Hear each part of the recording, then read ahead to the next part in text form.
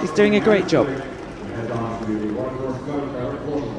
Now, Boyd Martin, Tsetserleg TSF. Boyd Martin, who posted a solid dressage test and is right there among the leading contenders to take this title.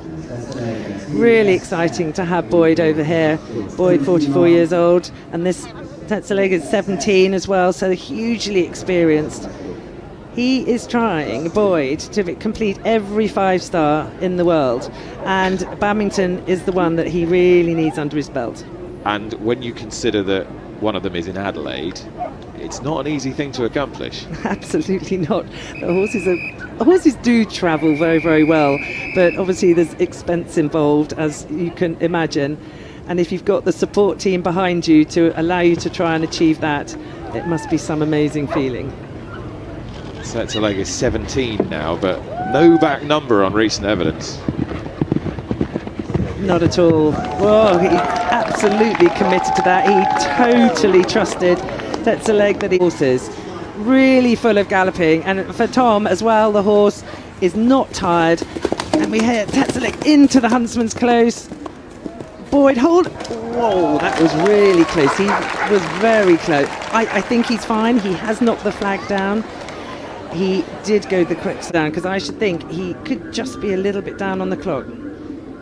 Boyd coming into the lake. He chose to go on a little bit more of an angle, so he gets one extra stride in the water to then ride forward to that. Yeah, really well ridden. It was a decision whether to make a turn. Here we go. He's got straight. You can see he's slightly angled. That's a relatively small fence. It's about 1.15 metre, 1.20. But to land on grass is a luxury at this level. So you've got the chance to make a turn. As you can see, he's holding on to his left rein to make it really clear. He was very accurate. Land and drive forward up to this narrow fence, but keeping hold of the rein so the horse knows exactly where it needs to go. All right, back with Boyd Martin and Tsetserleg. The half bridge, absolutely fly it. It's a rider spectator frightener. The horses don't really notice it. They run up the ramp and you just get that lovely feeling of air as you're flying through it, and you're meant to smile. I like Eric Winter, the course designer's notes to competitors, where he said, just keep kicking. Yeah, absolutely. And here, coming into the eyelashes, you've got to keep up the pace. It wouldn't be normally how you'd ride a coffin. Yeah, and he kept across there, got the 2 strides. He's ticking. But this is Will's opportunity to really show the selectors in the world that he is a world-class rider. Boyd Martin, Tsetserleg. They've come up quite a slope up to this fence, so here you can see Boyd just saying, wait, listen to me, that's quite an airy sort of rail. Drop down. No, he's going to go long because he didn't shorten his reins up quick enough to have the control to ask him to jump that log. So again, time wasting, turning the horse away, probably wastes about 5 seconds. But it is, and yeah, that's lovely. Will giving him a hug. He's proud of what he's done. That's not lovely. That Run was out a surprise for Boyd Martin and Tsetserleg at the sunken road. That I wouldn't have expected for this combination. He's now going to take the longer route going in, but I think Tsetserleg again just looks a little bit flat, a little bit tired. Boyd is having to work a lot harder than you would expect, and the fact he's now going to be doing this really long route, very energy sapping. It'll be very interesting to see where he goes from here, because he has got a long way to go from here. He's going down now to hope that when he runs downhill after these silver birch rails, that he'll be hoping that Tsetserleg just fills his lungs with a little bit more air and then gets another run on and to jump these big ditches. And Boyd is so experienced that he knows that horses can come, what we say, on and off the bridle. That means 1 minute they're taking you, next minute they take a few breaths, and then they're back taking you again. And that's an experience that you gain with the more horses you ride. And again, it's an interesting gauge of just how this is going to play out today, because he's such a little coiled spring of a horse, this, even though he's 17 years old, that you'd expect him to be taking you, wouldn't you? Yes, but as you can just see then, you know, he looked a bit flat going through a few fences ago, and then he's just picked up again. So Boyd will be like, oh, phew, you know, he's back with me again, let's just keep going. You know, as a rider, you've got to feel how your horse is, and if it's unusual that they're not being their normal self, yes, I would have thought his plan A would have been to have gone straight. But as he landed a little bit short, the horse is a bit flat, Boyd's reins have got a little bit long, he's having to go long, so again, this is energy sapping. See Boyd over this, and as he heads out into the country, we'll join Claire. Honest, they're very different horses. The Dreamer has he's got an amazing big gallop. The other horse would have a smaller stride and need a little bit more looking after. Dreamer found that Vicarage Ditch area quite hard work because it's twisty, and actually it is quite up and down, and that's where I lost a lot of my time, so maybe the other horse will be a bit quicker there, but I'm going to go and watch a few and come up with a pretty different plan for him. Okay, and you think maybe quicker?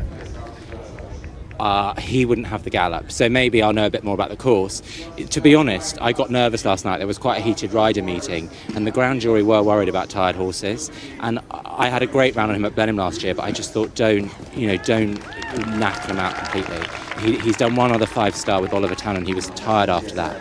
So, you know, maybe I could have taken a few more risks, but we'll come back and do that again another year. Tom, thank you. That's been one of the best rider interviews I've ever done. Thank you very much. Claire Balding making dreams come true down in the collecting area. What a nice chap. He is a lovely, lovely man, and I saw him when we were walking the course before, and we discussed a few of the fences. I'm so thrilled for him. That will have made his day, Claire. Boyd Martin, it'll be disappointment for him and Tsetserleg, but they finish. He will definitely be very disappointed, but he had a very bitty sort of round. You know, 1 minute the horse was going, but, you know, he's actually finished a lot better than what he looked at one point. I was thinking, gosh, Boyd might have to be pulling him up. But it just shows he knows his horse. He knows that his horse has got guts and determination, and the horse really dug deep there. I think he had to work a lot harder than Boyd had thought he had, and as you can see, he's happily trotting along, winding into the arena now. And I know Boyd was pretty cross with himself on the cross country yesterday. Yesterday, glance off at pretty for this combination, what you would have said a slightly easier fence, but you know, us as riders, I think he said to me that he didn't really anticipate quite how intense the Vicarage V area is, and it's relentless, and you know, one little mistake after the other, and he said the horse just suddenly went, enough's enough. Well, but they came home, and that's not how you want to start. No. His last time here, of course, he got halfway through the Vicarage area before he came out the right-hand side at the Vicarage V itself. So this is not the session, not the end of the sport that he was hoping to be jumping his Olympic partner with, who went so well at Burley last year for a top 10. But like you say, that problem out at the Ineos Grenadier Sunken Road, exacerbated then by the fact that Boyd took a penalised long route. There's only one long route out there that means you can get to the alternate third element without penalties. He didn't realise that, so he was judged to have crossed his tracks. So he got 60 penalties in all out there for essentially one stop. Yeah, these combinations, they're very cleverly numbered, and you have to, when you're walking the course, it's not just about finding the line, but it's knowing your get out of jail cards, and knowing if you have a mistake, where do you have to go, which elements do you have to jump, and it can be quite confusing, especially in the heat of the moment. Now, that was a real shame, because apart from the first fence, he had been jumping, I'd say probably the best I've ever seen this horse jump. No, it wouldn't be his strongest phase, but Boyd's been working really hard on him, and they've come out looking really fresh and really well, and a real shame. Yeah, just a fraction of a time penalty as well, so it's going to be 0.4 for the second over, and we round up every fraction of a second, so 8 for jumping, 0.4 of a time penalty, 122.6 for Boyd. You were saying how hard he's working on his jumping. He's worked for several years and had him with him here all this week, Olympic gold medalist Peter Wilde, who works with some of the top US riders on their show jumping. Say not quite the week Boyd wanted. However, joining the ranks of the greats. He follows Tim Price and becomes the second rider in the world to have completed all 7 of the permanently established 5 stars